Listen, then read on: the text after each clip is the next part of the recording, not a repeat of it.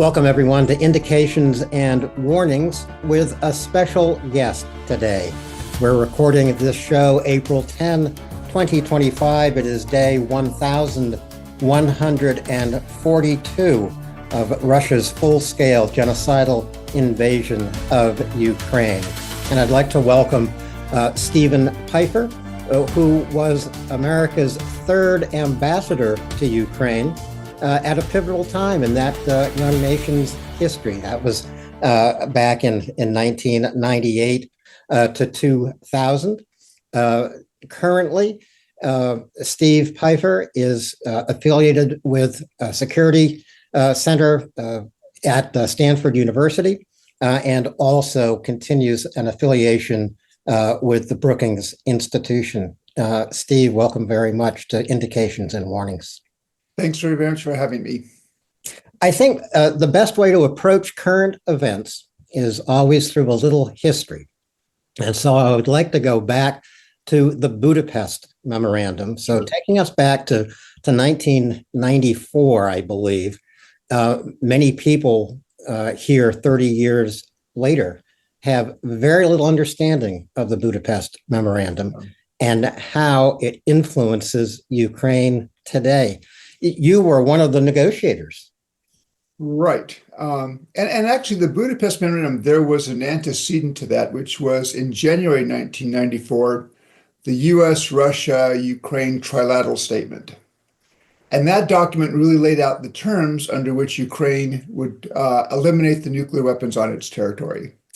And in fact, if you go to the trilateral statement, you could actually find it pretty much the word-for-word text of the Budapest Memorandum, saying these are the security assurances that Ukraine will receive once it accedes to the Nuclear Non-Proliferation Treaty as a non-nuclear weapon state. And so the center of negotiations were primarily about nuclear proliferation. Exactly. I mean, well, to go back in 1990, when Ukraine was still part of the Soviet Union, the Ukrainian parliament passed a declaration of state sovereignty in which it said Ukraine will be a non-nuclear weapon state. And that was reaffirmed several other times. I was told actually that after the collapse of the Soviet Union, sometime early in 1992, there was a very high-level meeting in Ukraine where the question was put to the military people who ran the intercontinental ballistic missiles that were in Ukrainian territory. And the point was, Ukraine's policy is to be a non-nuclear weapon state. If we change that policy, could we do it? Could we maintain an independent nuclear deterrent? And the conclusion of this meeting, I was told, was that Ukraine lacked the infrastructure. Because bear in mind, in Soviet times, most of the infrastructure for actually maintaining nuclear warheads was in Russia. You could do some field level maintenance. And also Soviet warheads were notorious for having a relatively short shelf life. And so this meeting said, we don't have the infrastructure and the cost of building that infrastructure would be huge. So I think there was sort of a practical impetus there. Of course, today, because of Russia's invasion of Ukraine, a lot of attention is being paid to the so-called security guarantees that were part of the Budapest Memorandum. Russia signed those guarantees, as well as the United States and other Ukrainian allies. Yeah, well, you basically have in the memorandum, the United States, Russia, and Great Britain committed to respect Ukraine's sovereignty, its territorial integrity, its independence. They committed not to use force or threaten to use force against Ukraine. Now, that what the memorandum lacked, though, other than bringing the parties together for a meeting, there was no commitment, for example, by the United States or Britain to assist Ukraine militarily if Russia violated those assurances. And there's an important point here. It was the Budapest Memorandum on security assurances, not guarantees. And it really goes back to American understanding. When you say guarantee, that's what a NATO ally has. That's what Japan, South Korea, Australia has, a guarantee of American military power to your defense. And we told the Ukrainians back in 1993 we were not prepared to make that commitment. Now, what's not in the document, and what I argue, though, is really the basis for an American commitment to Ukraine, is when we were negotiating the language that went into the memorandum, Ukrainians asked us, what will you Americans do if the Russians violate the terms? And we said the United States will take an interest. We said we will do things, but, and this is where it was important to say assurances, not guarantees. We are telling you now the 82nd Airborne is not coming. Now, I think there was a mistake. There was a mistake that both on the American side, but also on the Ukrainian side, a collective mistake was we did not talk specifically about what the United States might do, because collectively we and our Ukrainian counterparts did not see what the Russians did in 2014 and certainly not in 2022. But I would argue, I mean, I was critical of the Obama administration in 2014 after the Russians seized Crimea. I thought that we should be doing more to assist Ukraine, including providing lethal military assistance based on what we'd told the Ukrainians back in the early 1990s. I look at the Biden administration, and while I wish the Biden administration had done more, I think $120 billion of assistance, that certainly was consistent with what I thought of in terms of fulfilling what we told our Ukrainian colleagues back in 1993, 1994. But I think had there been a sense in Kyiv that there was a real prospect of Russia doing what it did in 2014 or 2022, the Ukrainians would have insisted on probably firmer guarantees than I think the United States was prepared to give. And that was true both of the George H.W. Bush administration and the Bill Clinton administration. Right.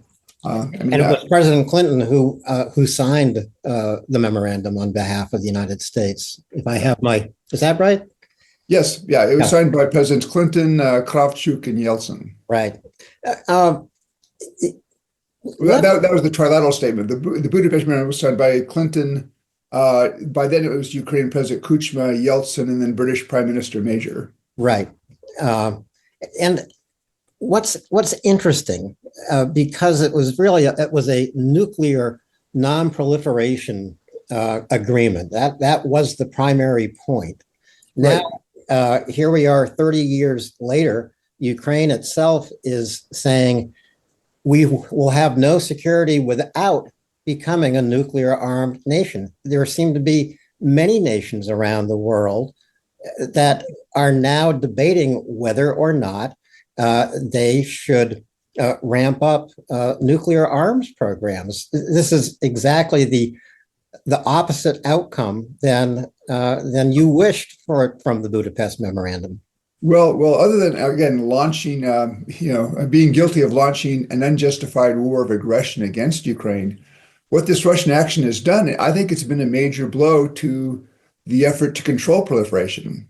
I mean, what is the message that if you have a hostile neighbor next door who has nuclear weapons and you don't? I think this is a bad message. And it comes at a time when, unfortunately, I think that there are some doubts arising about the American security commitment to allies and the American nuclear umbrella. You, for example, see a debate going on now in South Korea about whether South Korea needs its own nuclear weapons. You say some of Europe arguing, well, what happens if the American nuclear umbrella no longer applies under the Trump administration? What do we need to do? But yes, I think this Russian action is very unhelpful for the cause of non-proliferation. And I certainly understand why Ukrainians now would say they should have nuclear weapons. Absolutely. I fully understand it. Remarkably, whisperings of this same debate occurring in Japan. Yeah. Yes. This has not been a helpful action for those who would like to see the number of nuclear weapon states remain at the current total. And now to approach current events, but to begin with the day that Russia launched its invasion of Ukraine. The Biden administration, of course, had released intelligence that informed people of the Russian buildup on the Ukrainian border. Until they crossed that border, a lot of people doubted that Russia would ever invade Ukraine. Were you a doubter, or were you someone who believed Russia would follow through with this threat? I think I first started thinking this could be a serious possibility probably in mid-December of 2021. And that was based on the two draft agreements that the Russians provided, a draft NATO-Russia agreement and a draft US-Russia treaty, which were loaded with poison pills that were designed to be rejected. But I would guess by early January, I was pretty much persuaded something was going to happen. I mean, I was talking to former colleagues in the government, and obviously I'm outside now, so they wouldn't share details with me. But I do remember one saying, look, Steve, I can't share the intelligence with you, but it is bone chilling. What was interesting to me was I traveled with a small group to Kyiv at the very end of January. We were there, I think, January 30 to February 1. The Ukrainians did not think it was going to happen. We had one Ukrainian official say, well, there might be some minor action down in the Donbass region, but they did not foresee at that point, 3 weeks out. And they said, we see the same military buildup that you do. They said, we don't disagree with American intelligence on that. They said, we're just not sure about the intent. My surmise is at some point between when I was there, when I left, I think February 1 of 2022 and the February 24 invasion, that the Ukrainians did realize something was happening because they did manage to disperse a lot of important military assets. So the Russians, I believe, in their initial strikes, with their airstrikes, hit empty targets. But it was interesting to be in Kyiv 3 weeks out, and the Ukrainians were having some doubts. It must have been a fascinating time to have been in Ukraine. And have you returned to Ukraine in the course of the war, Steve? I was there about a year ago. Okay. It was an interesting visit. I'd be interested because you were the ambassador to Ukraine, 1998 to 2000. You've been there during wartime. What has changed, and is Ukraine kind of fulfilling its role as a democratic, free, sovereign people that in a way that you would expect them to? You know, I actually, if you look at Ukraine over 30 years, and I think this is a huge difference from Russia. I mean, there is consistent bottom-up pressure in Ukraine for a political voice for democracy.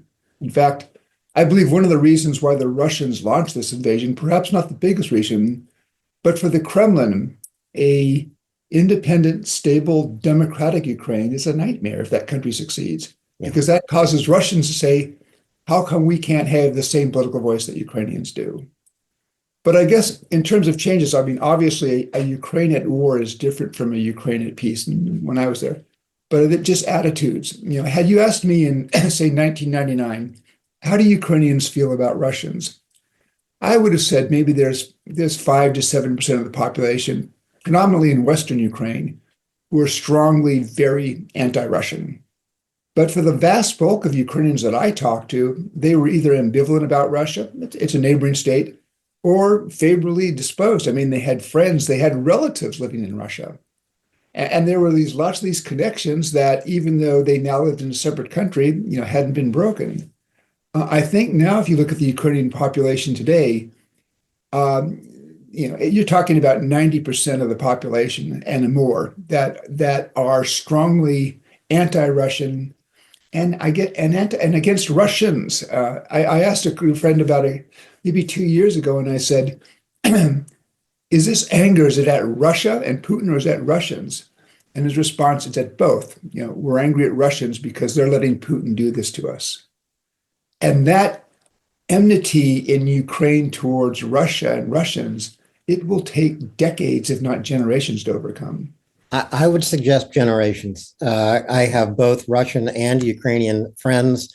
Belgorod and Kharkiv were once literally sister cities, not that far distant from one another. In fact, probably one of the key regions of Ukraine where there are a lot of connections between Ukrainians and Russians. I'm also wondering if we can, again, go back in time a little bit to the Biden administration's management of its assistance to Ukraine. Apparently, there was a lot of fear in the Biden administration that Russia would indeed use nuclear weapons in this war. Did you share such a fear? I was told that the Biden administration really peaked its concern was in September of 2022. And remember, at that point in time, the Ukrainians had just launched a surprise counterattack and pushed the Russians out of Kharkiv in the northeast. And they were preparing to push the Russians out, as they did about a month and a half later, out of the part of Kherson on the northwestern side of the Dnipro River. And I was told that there was one assessment that said 50% chance of Russian use of a tactical nuclear weapon in Ukraine. And the concern was that the Russian line might collapse, and they were worried about that the Russians were worried about a total rout. So I mean, I have no basis to contest that. What I found was interesting, though, if you look at that point, and I think there were nuclear signals, and on September 22 of 2022, and I think maybe on September 30, Putin gave speeches in which he announced the annexation of Kherson, Zaporizhia, Donetsk, and Luhansk, even though the Russian military had been losing on the battlefield for the previous 2 months and didn't control all of those territories. And they still don't? And they still don't. But he said that, and we will defend these territories with all means at our disposal. And I think that was one that got attention. What was interesting, and I think that the Russian threat was designed to do a couple of things. One was to persuade Ukraine to back down. For Ukrainians, this war was already existential. I don't think the nuclear factor really changed their minds much, but also to dissuade the West from providing arms and support. And the West continued to provide arms and support. There was press reporting say that Washington, Berlin, and Paris sent very sharp private messages to Moscow. I don't know the content of that. But what was interesting to me was how quickly the Russians backed away. So at the end of October of 2022, Vladimir Putin does his annual appearance at the Valdai Discussion Club. Mm-hmm. And he's asked about these nuclear threats. And he says, we Russians, we don't make nuclear threats. That's not in our doctrine. These are basically the West trying to tarnish Russia's good name. A week later, and it was really hard to understand why, but the Russian Foreign Ministry puts out a statement on prevention of nuclear war. 95% of what I would have liked to have seen in that statement was there. And then a couple weeks after that, you have the G20 summit in Bali. Putin doesn't go, but Sergei Lavrov, the foreign minister, goes, and he signs onto language. It has a sentence saying nuclear threats are inadmissible and unacceptable. And so the Russians very quickly seemed to back away. And I think certainly from Putin, you saw a much more sober level discussion, I think, about things nuclear. And I think there's a couple of reasons why. I think the Russians saw it had no effect on Kyiv. It had no effect on the West, but may have surprised them. And there was a lot of reporting say other audiences important to Moscow, the Chinese, the Indians went there and said, you can't do that. And I think for Vladimir Putin, on one hand, he accepts now that he's ostracized from the West. But I think there was a recognition that if he were to have Russia use nuclear weapons in a war that Russia began and was not succeed at the conventional level, he faced the possibility of becoming a global pariah. And so I think that was restraint there. I think it's also interesting that Russia's nuclear threats really have had no effect on Kyiv or actually on the Ukrainian people. To me, this underscores what, again, to me is a very obvious fact that Russia is indeed waging a genocidal war against Ukrainians. Do you see this war as genocidal, Stephen? Well, certainly when you look at what's happening in the occupied territories, I mean, I don't see it as genocidal in the sense, I don't think the Russians want to kill all the Ukrainians. But I do think Russia, to the extent possible, wants to eradicate the sense of Ukrainian identity, Ukrainian culture, Ukrainian language. And you see that happening in those areas that have been occupied by the Russians, where Ukrainian language use is discouraged, where they bring in Russian teachers and the schools are teaching to a Russian curriculum, where, there are Ukrainian book clubs, but they're organized in private and kept secret for fear of drawing attention. So I think in that sense, it is genocidal. because they're trying to eliminate that Ukrainian sense of identity. And you see this going back. I mean, Putin basically did a 6,000-word essay on this back in 2021. And his argument is that, there is no separate Ukrainian identity. They're simply, misguided Russians. Right. A lot of Ukrainians disagree with that, and they disagree with that quite adamantly. Yes, they as do. the Russians are now finding out. And genocide, of course, does not only rely on death camps.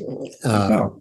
And I think that understanding what Russia is doing in waging a genocidal war and a genocidal occupation helps people to a better understanding of what genocide really is. Yeah, it's a broader definition, I think, than sometimes people understand. Not a lot of news comes out of occupied Ukraine. Do you have contacts with Ukrainian friends and former colleagues who are living in occupied Ukraine? No, I don't. I mean, and it's the kind of thing that my guess is, to the extent that those kind of communications might be monitored, it would not be helpful to them. I'm sure they would be monitored. Yeah. And I guess, but there still are, I think, probably, well, not counting Crimea, about 3 to 4 million Ukrainians in the occupied parts of Donetsk, Zaporizhzhia, and Kherson. I go and I discount pretty much any poll that's conducted now there, just as I discount the so-called referenda that the Russians supposedly conducted back in 2022. But it was interesting to me, there was a poll in April of 2014. Now, that's somewhat dated. Mm-hmm. What it showed was that people in Donbass and Eastern Ukraine, they were not comfortable with the Maidan Revolution. A majority regarded the acting president and the acting prime minister as illegitimate, even though they were voted in by the Rada of the Ukrainian parliament. That group of people said, well, that is a legitimate group.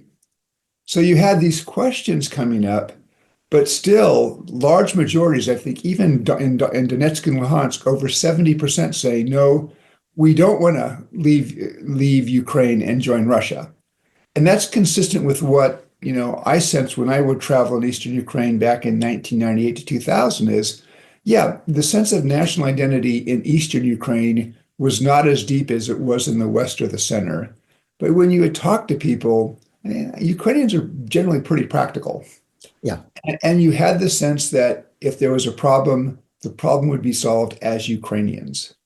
And it goes back, to my mind, 2014, Crimea was outright, the Russian military took it. In Donbass, they tried to portray it as separatism. Had the Russians not been instigating, supporting, and providing at some points even Russian troops, I think the Donbass fight would have been over in a matter of weeks, with maybe tens killed at the most, and then Ukrainians would have worked it out. Yeah. But Russia got involved. Russia turned that into that Donbass, fight, that simmering conflict, which over the course of 7 years still took 14,000 lives, which now seems, of course, a relatively minor number given what's happened in the last 3 years. Right. Well, how are we to think about Russia today? Is it once again an imperialist nation from the 19th century? Yeah. I look at, I go back and I think there are 3 reasons why you saw the invasion in 22. One I've already mentioned is the concern in the Kremlin that a successful democratic Ukraine is the kind of model they don't want next door, because it would, lead Russians to say, we want to have the same democratic rights. And for the Kremlin, job number 1 is regime preservation. The second reason would be that in 2022, I think the Kremlin was very concerned that Ukraine was slipping out of Russia's orbit, perhaps forever, and heading towards the West. The irony here, though, is that nothing has done more than Russian policy of the last 11, 12 years to push Ukraine away from Russia and towards the West. But I think the really big reason is Vladimir Putin. I think Vladimir Putin is a neo-imperialist. What he's trying to do is recover bits of the Russian Empire that were lost when the Soviet Union collapsed in 1991. So this is basically a neo-imperialist war driven by the ambitions and the desired legacy of one person. Yeah. I'm not sure that with any other Russian leader, you would have had the kind of war that we've seen over the past 3 years. It's interesting now, of course, because the Trump administration, Trump himself, trying to get a ceasefire agreed to as a first step towards peace negotiations. Now, you've negotiated with Russians deeply. What kind of negotiators are Russians? Russians are fairly hard negotiators. I mean, the Russians basically look to the other side to make steps towards their position. Now, and sometimes the Russians will compromise, and it varies from Russian to Russian. There were some Russian negotiators that I dealt with. It was an easy negotiation in that we both said, okay, look, we've got all these issues, but we really know there's only 2 or 3 core questions. Let's get rid of the chaff and focus on the main issues. But the typical Russian negotiator, I think, is more modeled on, Gromyko, Mr. Niet. And this is what worries me about the Trump administration. I mean, first of all, particularly when President Trump was saying that he could solve this war in 24 hours, if you really believe that, it suggests he had no understanding whatsoever of how complex the war is, how deeply dug in the sides are. But what we've seen since mid-February, to my mind, is almost exactly the wrong way to negotiate with the Russians. Because now for 2 months, we've seen a string of gifts, concessions to the Russians, for which, as far as I can tell, the United States has received absolutely nothing. More than a month ago, the United States persuaded Ukraine to agree to a 30-day full ceasefire. And it's now 31 days later, and the Russians have dithered and they put conditions on their approach, but it's pretty clear they've rejected that. And while Mr. Trump, I think it was about 10 days ago, said he was getting very angry, you haven't seen a response. You haven't seen the administration take steps to use huge leverage that it has with Russia to try to confront Putin with the fact that if he continues this war, the military, economic, and political costs are only going to grow. And I think that's a mistake. What, in your mind, would be the appropriate, strongest steps that the Trump administration could take?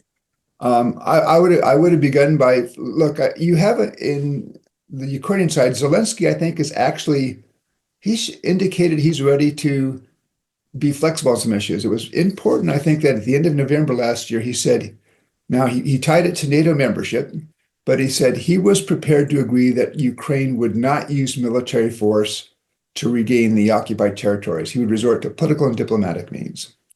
You've seen no flexibility. In fact, if anything, over the last 3 years, the Russian negotiating demands have increased. They've hardened. So I think faced with a Zelensky on the one hand, who recognizes he has a certain dependence on U.S. assistance, is prepared to be flexible, but you have a very recalcitrant Russian side, the Trump administration should at the beginning have mobilized some of its leverage. One, it could have taken steps to tighten sanctions on Russia, close the loopholes that allow American and Western high-tech goods to get in through Russia, for example, via third countries. It could have taken steps to target the Russian oil trade, put out a list with larger numbers of Russian shadow fleet tankers that would be sanctioned. It could have gone to the G7 and said, look, it's now time to have a serious conversation and push harder than the Biden administration did to say, let's go ahead and seize the $300 billion in Russian central bank assets and begin the process of converting them into a fund for Ukraine. That would have created a sense of urgency, I think, for Moscow. Moscow doesn't like the money frozen. It would really hate to see, $300 billion handed over to the Ukrainians. And then third, the administration could have said, we're going to ask Congress for $40 billion in more American military assistance. The hint being there that, whether or not we actually spend that and send that to Ukraine will depend on the Russian attitude. That Mr. Trump did none of that. And so he, and instead he's offered carrots. And I think, what he's led to is a situation where Putin just sits back and says, I'm going to wait. What gift will, come to me tomorrow? Yeah. It's not the way to deal with Putin, because Putin sees weakness in the White House, and that's not a good place to be. No, it's not a good place to be. Trump, I think, has about $150 billion remaining in presidential drawdown authority, hasn't used it. Yeah, I think it's about $3 to $4 billion Okay. that the Biden administration, I think to their credit, in the last 6 months of 2024, they pushed a lot of stuff into Ukraine. So I've heard former Biden officials say that they believe that the Ukrainians have enough American, equipment, ammunition, and such to carry the fight well into 2025 before they reach a problem. They left behind, though, about $3 to $4 billion, which the Trump administration has not used. And I'm beginning to worry that the Trump administration, or at least the president, does not intend to provide additional assistance to Ukraine. That's going to be a big problem. It is going to be a big problem. What do you make of Trump's foreign policy? Is there a foreign policy? Is he he's blown up 80 years of America's alliances. He's blown up 80 years of international rules of order that the United States created, rules that are not set in stone. They're very flexible. Trump has just blown it all up to create chaos. Chaos is not a policy. Well, yeah, I'm not sure exactly what's going on here, but again, we have seemed to push away neighbors and allies like Canada and Mexico. We've alienated Europe. I mean, I think Europe is now thinking, how do we deal in a security world where we no longer have a link to the United States? I mean, the most plausible geopolitical theory I could find behind this, if Trump has a strategy, and I said it's a very big if.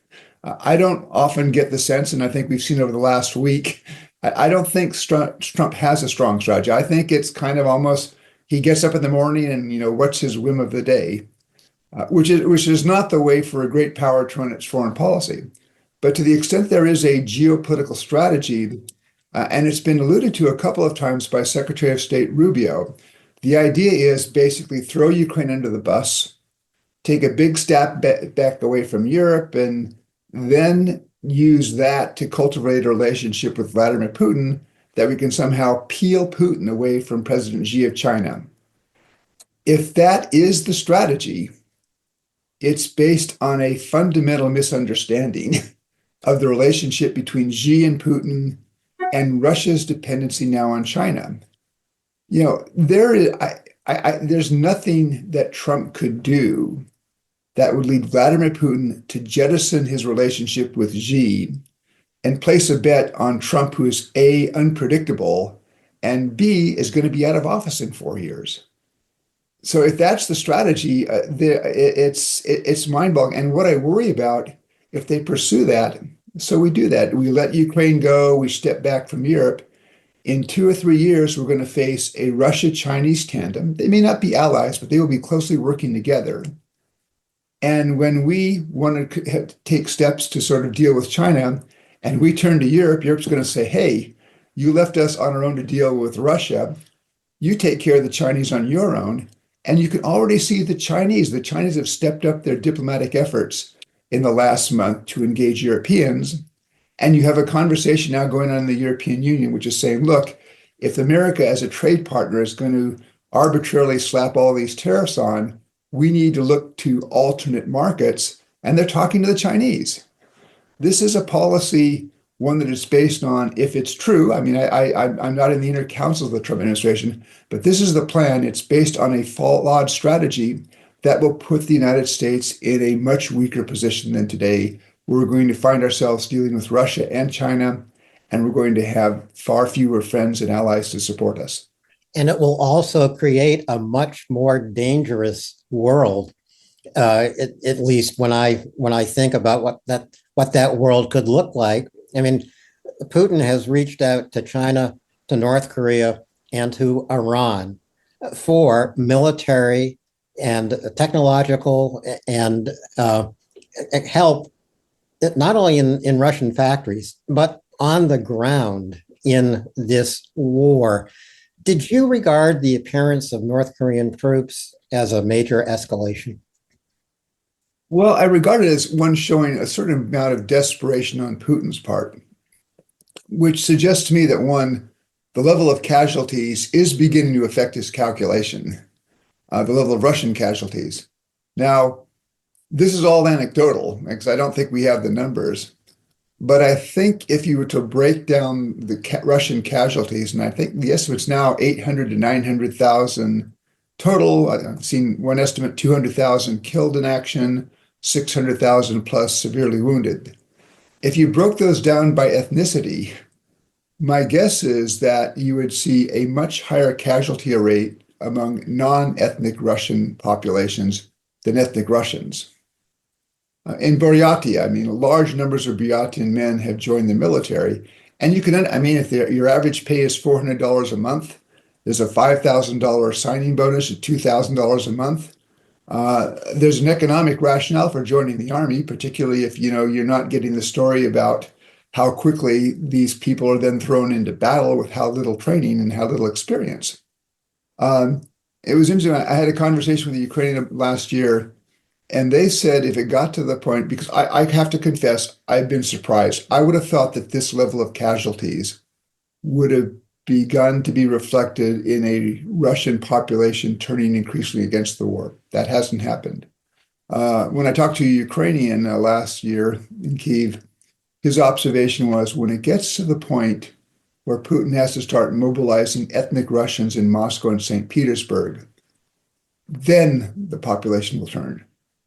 But I think what he's doing now, he's just desperately doing things so that he doesn't have to mobilize people. Although the fact that the spring draft was, I think, 20 to 25,000 people more, although those technically, as long as they don't sign contracts, they can't serve outside of Russia. But the fact that he's looking to places like North Korea suggests that he's getting to a point where the number of Russian casualties is beginning to become a matter of concern for him. Russia conducts a draft, a military draft, twice a year in the spring and in the fall. The spring mobilization was 160,000, which was, I think, 10 to 15,000 more than it was previously. Help people understand the stratification in Russia itself. Ethnic Russians actually are identified precisely as that in their international and domestic passports, right? Yeah. Ethnicity is defined on your passport. I'd say right now about 70, as I understand the demography, it's probably about 70, a little bit over 70% are ethnic Russian, and the rest of the population are a whole, there's 100 or 100 different ethnic groups in Russia. What I think worries Putin on demography is not only, though, is that Russian population declining, and this horrible, stupid, blunderous war that he's launched is only accelerating that decline. But if you look at ethnic groups, ethnic Russian couples in Moscow, I think have an average of 1 to 1.5 kids per family. If you go to some of the places like down in the Caucasus or out a place like Tatarstan, you're talking about 6 to 7 kids per family. And I think that worries Putin, that not only is the population declining, but ethnic Russians as a percentage of the total population are going to be declining. And from his perspective, perhaps the fact that the bulk of the casualties fall on non-ethnic Russian populations, perhaps that's, not a bad thing in terms of preserving Russia's identity as an ethnic Russian state, as opposed to more of a multinational state or a multi-ethnic state. And I suppose it could well be the reason behind kidnapping Ukrainian children. Exactly. Bringing them back into Russia and brainwashing them, essentially, preparing them not only to become, full-fledged Russians, but to fight against their own nation and people. Yeah. And that's what got Putin indicted by the International Criminal Court for war crimes. Right. That is a war crime. And that also, I think, is actually defined as one of the aspects of genocide. When you start, again, it gets back to this effort to erase the Ukrainian identity. Those kids are being taken back to Russia are being Russified. Yeah. To focus on Ukraine once again, is it only the military defeat of Russia that will bring real security and peace to Ukraine? Well, I think let me say in general, I think however the war ends, there's going to be a sovereign Ukrainian state on the map of Europe. And it's going to be a lot larger than the rump state that the Kremlin was planning back in February of 2022. I think they plan to occupy the eastern one half to two-thirds of Ukraine. I don't think that they can do that. But I think that however the war is ended and wherever the line is, ideally it would be a line that's the 1991 border. And militarily, there's a question. I'm not sure that militarily the Ukrainians can regain all that territory. But there is a question, how do you give Ukraine then security? And I think this is one of the things that was interesting to me, that when President Zelensky said, well, I might be prepared to agree not to use military force, but I want security. And I think that's a reasonable Ukrainian demand. They're saying, look, if you're going to ask us, or if we have to accept temporarily de facto loss, because they've already been pretty clear, we will never recognize the loss. But if we have to accept de facto some loss of territory, we need security so that the rest of the Ukraine doesn't have to go to war again when the Russians attack 3 or 4 years down the road.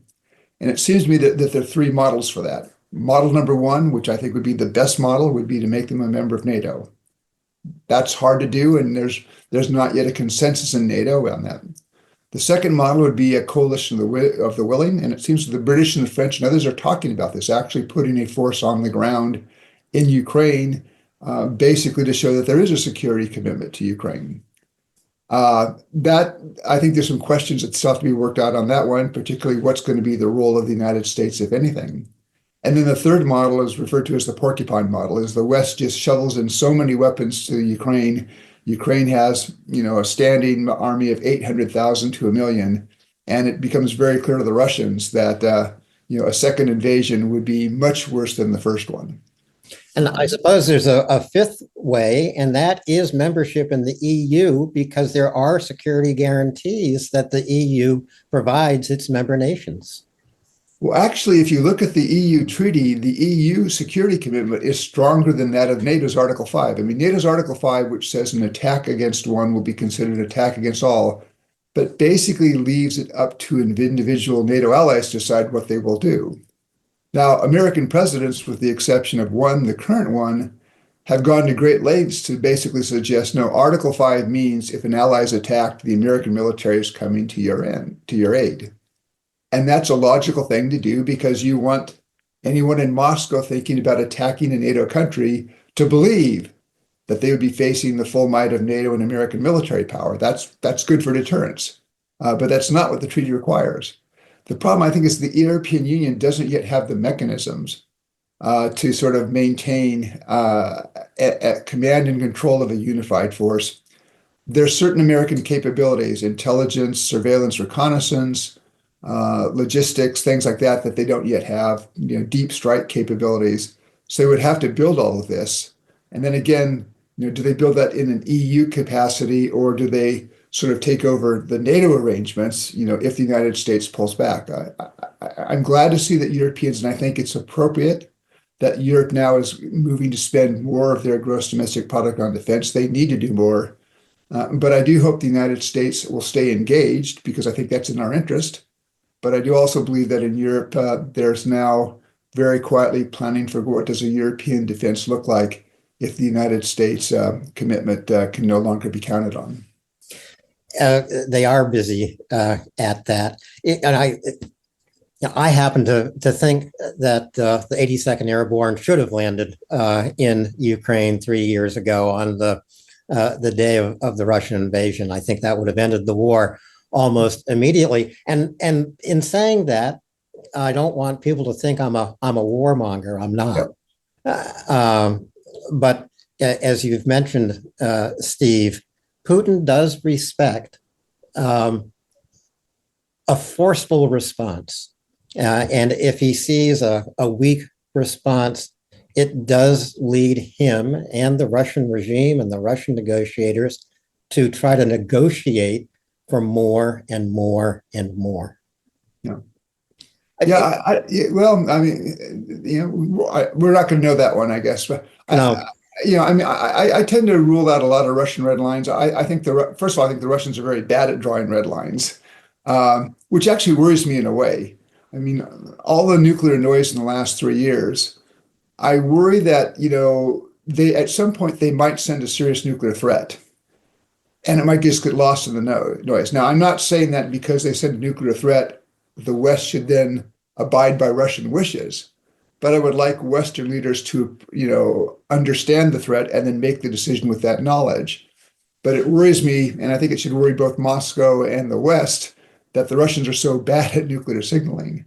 But I do think that there was one red line. I do think that had NATO forces entered into the conflict, had Putin then not suddenly backed down, which I'm not sure is wired into his psychology, you would have had a full-up NATO-Russia clash. And that's when the nuclear aspect might have become real, because as we've seen now, 80% of the Russian army is now fighting in Ukraine, and it has its hands full with Ukraine. I don't think the Russians believe they would have the capacity to deal with NATO at the conventional level. And as far as I've seen, the Ukrainians have actually never asked for American or Western military forces. What they've asked for is give us the tools and we'll do the job. Again, I think the Biden administration did a lot. I think that they should and could have done more sooner. Right. And I'm not sure that the Ukrainians at the end of the day would have had the capability to push the Russians completely out of Ukraine, but they might have been able to take back significantly more territory that could have led Moscow to decide it was time to end this thing sooner rather than continue it. Well, it seems that Putin's military will not deliver what he wants, so he's going to go to the negotiating table and attempt to get it through negotiation. Do you think the American team of negotiators is up to the task of helping Ukraine get as much as it possibly can at the negotiating table? I have to say, it looks like Mr. Witkoff is the primary negotiator with Russia. Yeah. He does not inspire confidence. He repeats so much of the Russian line, it seems that he takes everything the Russians tell him at face value. That is not a smart way to negotiate with Moscow. And here's the thing, it's pretty clear. Vladimir Putin wants to negotiate a settlement of this war with Donald Trump. Too many people say that Mr. Trump does not spend a lot of time in briefings, doesn't like to go into detail. Vladimir Putin goes into detail into the minutia. He studies it. And I think Putin calculates that in a one-on-one discussion with Trump, he'll come away with a really good deal. And what I keep sometimes trying to remind people in some of my writings, at the end of the day, an arrangement has to be acceptable to the Ukrainians. The Ukrainians always have the option of saying no. And I worry that unless the Trump administration becomes a bit more even-handed, it may fall into the trap of sort of working out an agreement with Russia, taking those terms to the Ukrainians, and the Ukrainians would rightly say, no, this is not acceptable. This does not meet our minimum terms. So I'm not comfortable with the way the administration is approaching the negotiations to date. And it goes back to our earlier conversation. They had leverage with Moscow that they've never employed. And, the president can say he's getting angry with Russia, but I think Putin can stand the president saying he's getting angry as long as the president doesn't do anything to translate that anger into application of sticks on Russia. In fact, by Trump saying how angry he is about the Russian air assault and then doing nothing makes him look even weaker. That's noted very much by Putin and the Kremlin. Yeah. The Ukrainian right to say no. This is their sovereign right. Yes. They are saying no to this mineral deal, although we haven't heard a lot about it over the last 7 to 10 days, which interests me. But the new terms presented to Ukraine were completely unacceptable. Nearly extortion. No, Zelensky was prepared to sign the deal that was on the table at the end of February. From what I've seen of this new deal, it's extortion, it's neocolonial. And I think what the Ukrainians are doing is because they understand that Mr. Trump is somewhat volatile. So, they're saying, well, we're going to have to negotiate. We'll be prepared to talk on this basis. But we should not be surprised that the Ukrainians want to do significant changes to that. I mean, first and foremost, that agreement makes the $120 billion that the Biden administration gave to Ukraine as a grant assistance. Basically, that's a loan to be paid back. And we can't expect the Ukrainians to accept that. No. Well, I know we are approaching the end of our time together, Stephen. So I want to take this opportunity to thank you for appearing here on Indications and Warnings. And I do hope you return when both Chuck Pfarrer and I will be able to join the conversation with you. You do that. And please, listeners, viewers, give Stephen Pifer a follow on Twitter and give his writing a read. It's well worth doing. And thank you again, Ambassador Pifer. Thank you, Alan. Appreciate it. Goodbye. Bye now.